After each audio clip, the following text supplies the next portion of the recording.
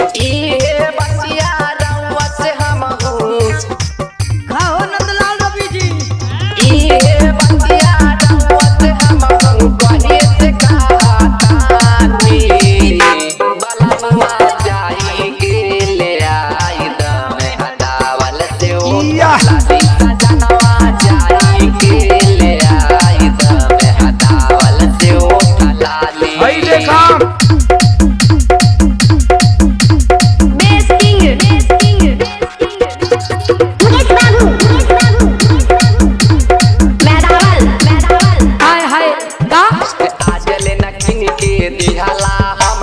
कवनो शौक सिंगार हो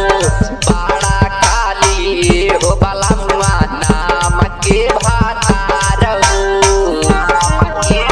गैल भाई पानी में आजले नखिन के दिहला हमके कवनो शौक सिंगार हो बड़ा खाली हो बला मुआ नाम के भातार हो जिया जाईबा जदी तड़पईबा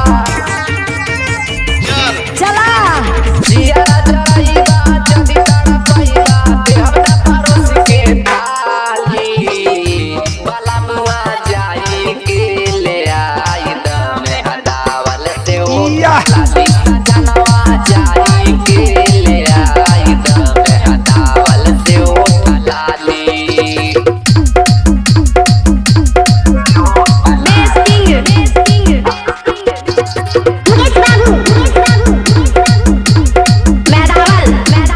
और एक बात और नहीं जानला माई के दिहल सा